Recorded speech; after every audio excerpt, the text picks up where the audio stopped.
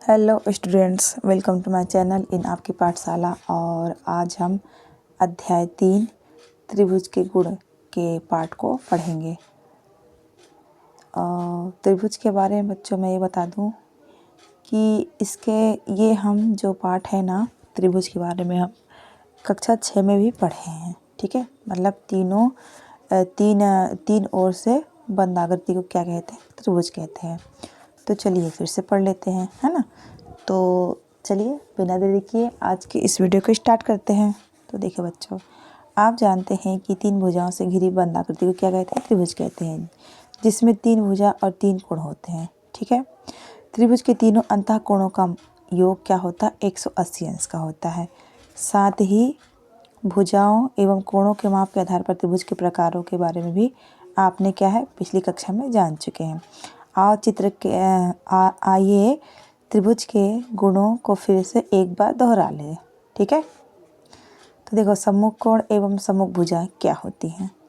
नीचे दिए गए त्रिभुज को देखना है। देखो भाई, क्या है इसमें 3.1 में। तो देखो, ये ए बी और ये बी सी है ना, ये दोनों भुजा क्या हैं? आमने सामने की है और ये बराबर भी हैं, है ना। अब देखो, यहाँ भुजा ए बी का सम्मुख कोण ए बी जो भुजा है ना का सम्मुख कोण क्या है? सी है, दिख रहा है, क्योंकि यह कोण भुजा ए बी के दोनों सिरों में से किसी भी सिरे पर नहीं बना है। जैसे भुजा ए बी का सम्मुख कोण सी है, वैसे ही सी के सम्मुख की भुजा क्या है? ए बी है ना। इस कोण के सामने की भुजा ये है और इस भुजा के सामने की कोण ये है, यही इसमें बता रहा है। अब आगे देखते हैं। इसी प्रकार त्रिभुज की 2 भुजाओं के सम्मुख कोण तथा कोणों की सम्मुख भुजाओं को लिखना है ना। आप लोग देखिए इसको। क्या आपने कभी सोचा है कि किसी त्रिभुज की भुजाओं को का उनके सम्मुख कोणों के साथ या कोणों का उनकी सम्मुख भुजाओं के साथ क्या संबंध है? एक ये इसमें क्रियाकलाप दिया गया है। चलिए इसको देखते हैं अपन। तो यहाँ पर देखिए क्या दिया है क्रियाकलाप 1 में कि नीचे विभिन्न मापों के कुछ त्रिभुज दिए गए हैं। ठीक है, इनकी भुजाओं एवं सम्मुख कोणों को मापकर सारणी में भरना है तथा निर्देशानुसार रिक्त स्थानों की पूर्ति करना है। ठीक है, तो देखिए चित्र क्या है? 3.2। ठीक है, 3.2 है, तो इसमें बता दिया गया है कोण का नाम, भुजा की माप, भुजा के सम्मुख कोण की माप। ठीक है,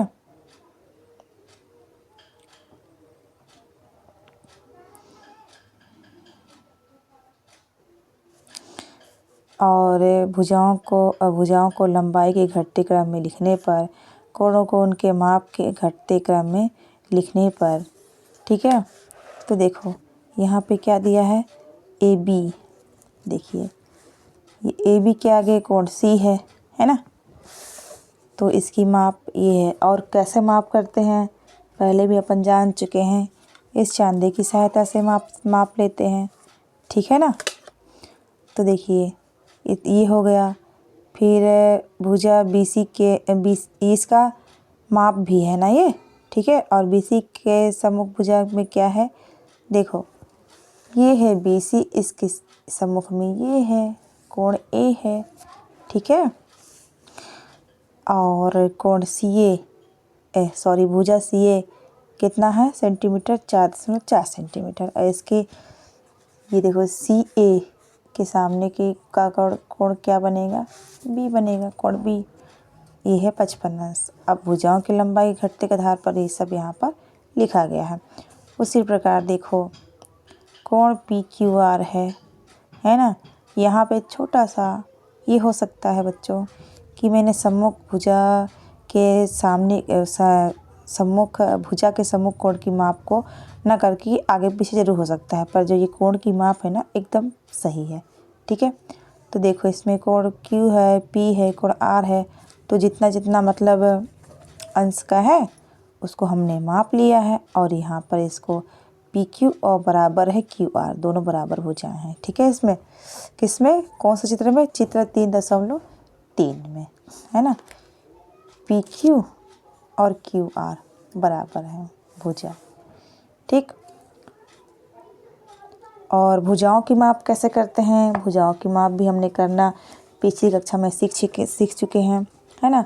उसकी माप अपन स्केल की सहायता से करते हैं। ठीक है, तो ये इस सब की माप है, मैंने लिख दिया है। ठीक है, और यहाँ पर क्या है ना, चित्र 3.4 को 4 का ना करके मैंने क्या, देखो कितना छोटा जगह दिया है ना बच्चों, इसलिए मैंने इसको ना बनाकर 3.5 को फिर मैंने हल किया। ठीक है, इसको हल किया, इसको बताया क्या क्या है। ठीक है, तो एम क्यू है ना, एम क्यू है भुजा, फिर क्यू एल है और एम एल है। सबकी भुजाओं को माप दिया है मैंने, है ना, और उसके जो कोण है उसको भी माप दिया गया है। और क्या घटते क्रम में, भुजाओं के घटते क्रम में भी क्या है, क्यू एल सबसे बड़ा है, फिर एम एल है, फिर एम क्यू है। ठीक है, फिर यहाँ पे कोण के माप के घटते क्रम में लिखना है। इसको सबसे बड़ा कोण एम है ना, जो कितने अंश का है, 90 अंश का है। फिर क्यू और ये एल है। ठीक है, एल कितना है, 35 अंश है। ठीक है, उसी तरह से आप लोग क्या है, चित्र ये जो 3.4 है और अपना ये 6 और ये 7, 1 2 3 आप लोग इसको कर लीजिएगा। ठीक है, ये आप लोग के लिए होमवर्क है ना, नहीं करेंगे तो सीखेंगे कैसे। ठीक है, चलो अब आगे बढ़ते हैं। अब यहाँ पर उदाहरण दिए गए हैं, इसको भी आप देख लीजिएगा। अब हम क्या है, सीधा आते हैं इधर प्रश्नावली 3.1 की ओर। ठीक है, तो देखो क्या है, इसमें खाली स्थान है, भरना है। ठीक है, किसी त्रिभुज के बराबर भुजाओं के समूह का कोण परस्पर क्या होता है, बराबर होता है। फिर दूसरा क्या है, यदि किसी त्रिभुज के 2 कोण बराबर हो तो वह क्या है, समद्विबाहु। समद्विबाहु है ना, 2 भुजा बराबर है, त्रिभुज होगा। समबाहु त्रिभुज का प्रत्येक कोण क्या होता है, 60 अंश का होता है।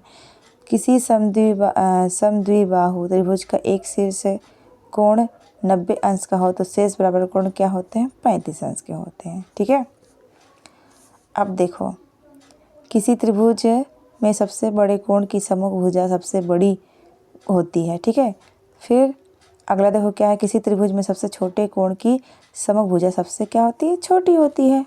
ठीक है, इतना हो गया। चलो अब आगे बढ़ते हैं। अब देखो, इसको भी क्या है, तालिका भरना है। निम्न तालिका में निर्देशानुसार रिक्त स्थान को पूरा करना है।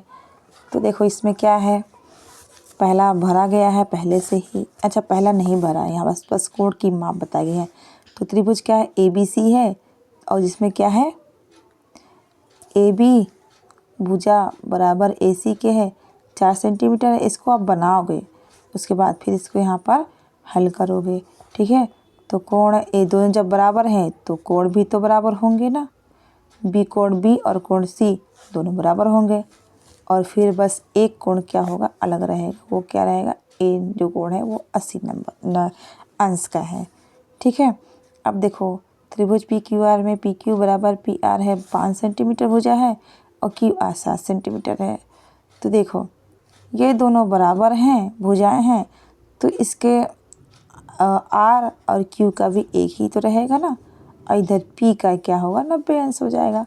उसी तरह से इसका तीसरा और चौथा का आप लोग कर लीजिएगा, ये आप लोगों के लिए होमवर्क है। ठीक है, अब देखो नीचे दिए गए कोण एक्स वाई जेड में बराबर भुजाओं के नाम लिखना है ना। कोण वाई का माप कितना होगा, तो देखो कोण वाई का माप ऐसे इसको माप करके ही बताएं, तो कोण वाई को अगर चांदा हम रखेंगे यहाँ पे तो ये 100 अंश का है।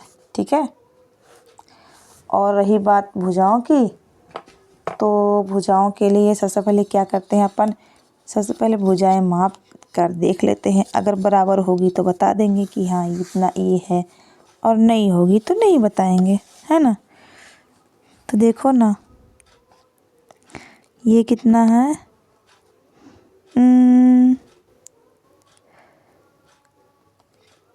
4.44 है। ठीक है, ये वाई जेड, इसको देख लेते हैं। ये है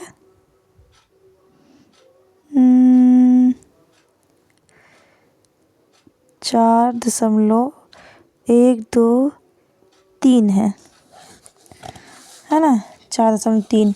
और इसको देख लेते हैं एक बार। ये तो सब अलग अलग माप के हैं। देख लीजिए, सबसे लंबी ये भुजा है ना, एक्स वाई एक्स और जेड। तो इस तरह से बराबर कोई भुजा है ही नहीं, तो काली है। ठीक है, अब आते हैं प्रश्न नंबर 4 पर। नीचे दिए गए कोण ABC में BC बराबर 5 सेंटीमीटर है, कोण C बराबर 40 एवं कोण B बराबर 50 सेंटीमीटर 50 अंश है। ठीक है, तो क्या देखो प्रश्न पूछ दे तो बताओ कि क्या AB बराबर AC है, यदि नहीं तो क्यों। देखो ये यहाँ पर क्या है, भुजा की माप है ना, ये भुजा बता रहा है यहाँ पे AB और AC। यहीं से बिना मापे भी दिख रहा है बच्चों कि इसकी जो भुजा है अलग अलग है, इसलिए क्या है, ये बराबर नहीं है। ठीक है, अब आते हैं प्रश्न नंबर 2 पर। AB और AC में कौन सी भुजा बड़ी है, तो दिख रही है ना, ये AC ही तो बड़ी है। अगर समझ में नहीं आ रहा है तो इसे भी हम क्या करते हैं, माप कर देख लेते हैं। पहले AC को मापते हैं। ठीक है, देखो AC को मापते हैं, ये एक, और ये है अपना यहाँ एक है ना, ये यहाँ 3.7 सेंटीमीटर है। और ये है अपना, ऐसे माप कर देख लेते हैं ना, यहाँ एक पर रखते हैं, और ये पूरा सिर्फ 3 सेंटीमीटर है, 7 सेंटीमीटर कम है ये, इसलिए दोनों बराबर नहीं है, सीधी बात है। और AB और AC में कौन सी भुजा बड़ी है, तो देखो जिस भुजा का माप बड़ा होगा वही तो बड़ी होगी, तो ये भुजा AC बड़ी है। अब देखो तीसरा प्रश्न, बड़ी भुजा छोटे कोण के सम्मुख है या बड़े कोण के सम्मुख। जो बड़ी भुजा है छोटे कोण के सम्मुख है या बड़े कोण के सम्मुख, तो देखो बड़े कोण के सम्मुख है ना।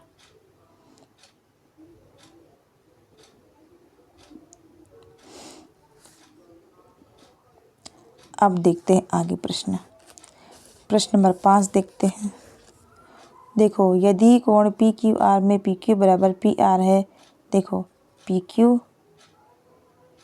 ये भुजा है बराबर PR है, तो कोण R कहाँ गया, कोण R क्या है, 28 अंश है, तो कोण P भी तो 28 होगा ना।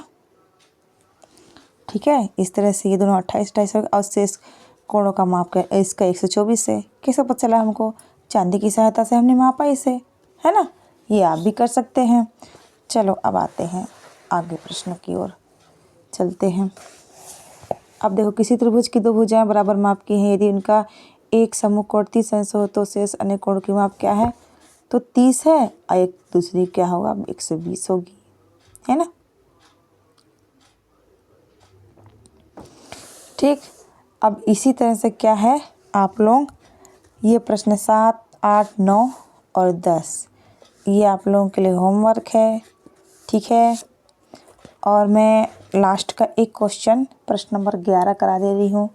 ठीक है, क्या है 11, किसी त्रिभुज के कोणों में 2:3, 3:4 का अनुपात है ना, 2, 3, 4 के अनुपात में। ठीक है, त्रिभुज के तीनों कोण का माप।